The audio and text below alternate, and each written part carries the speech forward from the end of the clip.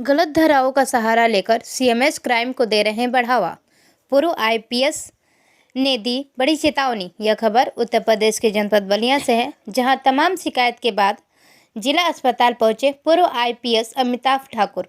जिला अस्पताल की दुर्व्यवस्था को देख के भड़के श्री ठाकुर। निरीक्षण के दौरान मरीजों को दर्द से कहारता पाए। फ्रॉड के तहत लगाए गए पोस्टर पर सवाल करते ही मुस्कुराते रहे सीएमएस डॉक्टर दिवाकर सिंह। भ्रष्टाचार और दलालों के चुंगल में फंसे सीएमएस की मुस्कुराहट ही तमाम सवालों को खड़ा कर गई। बीते दिनों अपनी कमियों को छुपाने के लिए एक स्थानीय पत्रकार सनदन उपाध्याय को एक युवक के द्वारा साजिश कर अपने चैम्बर में बुलाकर चाय पानी तक सीमित पत्रकारिता रखने की धमकी भी सीएमएस डॉक्टर दिवाकर सिंह के द्वारा दिया गया था। न मानने पर एफआईआर कराने की बात भी कही गई थी।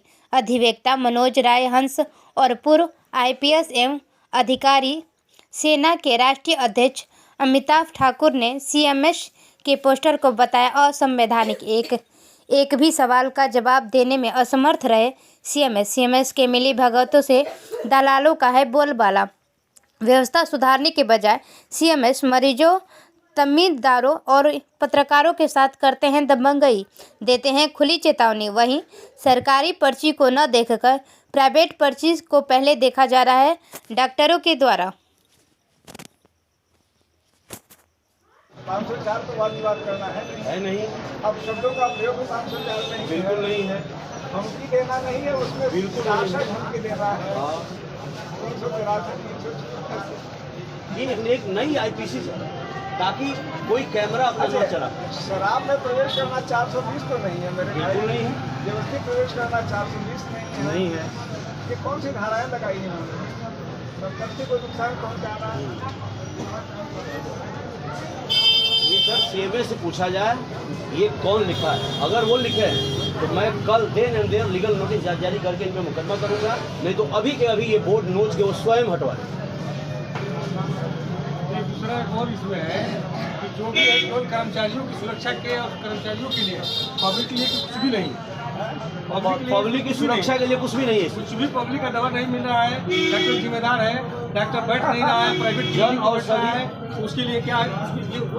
जन औषधि केंद्र पे दवाइयाँ आप पर्ची लिखवा के लेके आइए, पूरी की पूरी दवाइयाँ। जन औषधि केंद्र पे ऐसा बोर्ड लगाया गया है कोई जान नहीं न पाए कि जन औषधि केंद्र यहाँ है। हम लोग ऐसा करते हैं, देखिए एक फेयर फीलिंग यह है कि एक बार हम लोग आगे से मिले। हाँ, मिल लिया जाए। एक बार अभी देख लिया जब देखते हैं एक चालू होगा, एक तरफ बंद। हाँ, पूरा तरफ हम पूरा तरफ बंद तो क्या करते हैं, जो सफाई का सामान उमान होता है, जैसे वो और उसमें बाहर थूकने की व्यवस्था रखा गया है। नहीं बना क्या होता है, सफाई का जो सामान यूज नहीं होता है तो उसको लगातार साफ करने के लिए उसको रखते हैं और एक हमेशा तैयार रहे, इसलिए कभी तो महिला के लिए ऐसे भी होता है सेपरेट।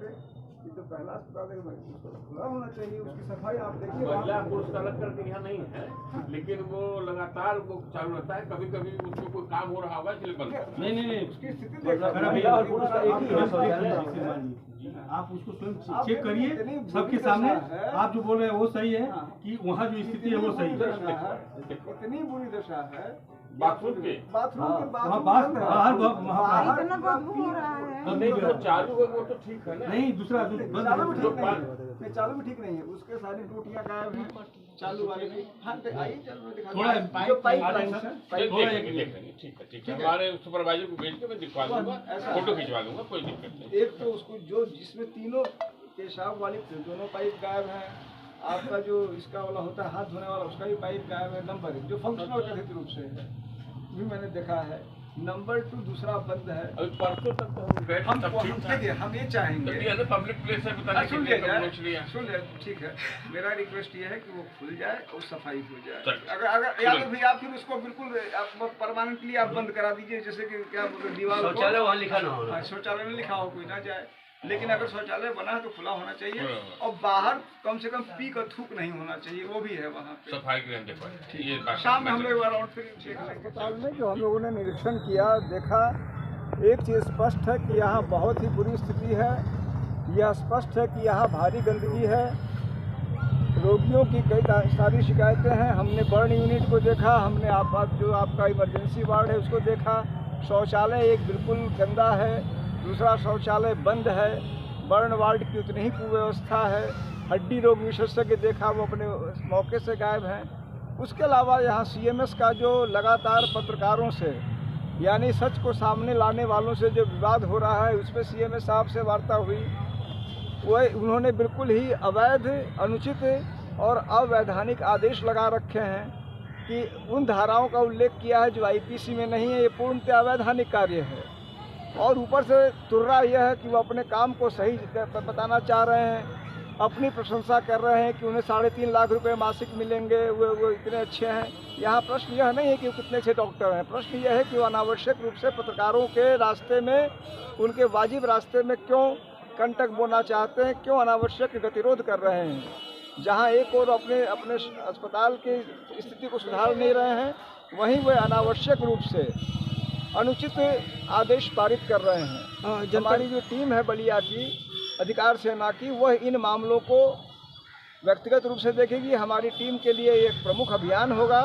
एक तो यहाँ से इस तरह के जो अवैध नोटिस है उसको हम लोग हटवाएंगे, और यहाँ जो दलालों का नियंत्रण है अस्पताल में, जो यहाँ के CMS और अन्य अधिकारी जानते बूझते आंखें मूंदे हैं, उसको भी समाप्त करने का हम हर संभव प्रयास करेंगे। जिस सदर अस्पताल ये मुख्यालय है पूरे जनपद का, जनपद के लोग दूर दूर से यहाँ पर इलाज करने के लिए आते हैं, लेकिन यहाँ पर भारी मात्रा में गंदगी फैली हुई है, चारों तरफ दुर्व्यवस्था फैली हुई है। इसे किस रूप में देखते हैं आप?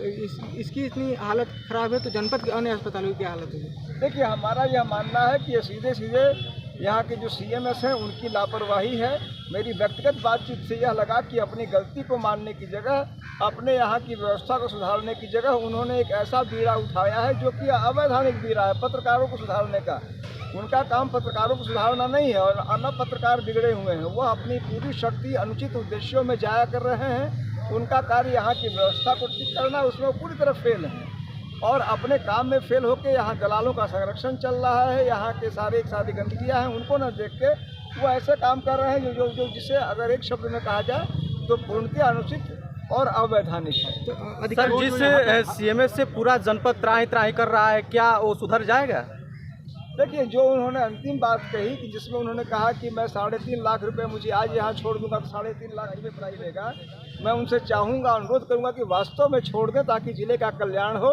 वो 3.5 लाख नहीं 3.5 करोड़ रुपए कमाए, हमें उनके पैसों से कोई मतलब नहीं है, लेकिन बलिया जनपद को वो मुक्त करें, या तो भी यहाँ पे वास्तव में जो CMS का दायित्व है वो निभावें, या बलिया जनपद को मुक्त करें ताकि यहाँ कम से कम व्यवस्था में कुछ सुधार हो। जिला अस्पताल पे जिस तरीके से यहाँ पे नोटिस चिपकाया गया है, वीडियो कैमरा तक इस पे प्रतिबंधित किया गया है, और CMS साहब से भी आप बात किए थे, सभी प्रकरणों को देखते हुए अधिकार सेना किस तरीके से लड़ाई करेगी और आगे क्या निर्णय होगा?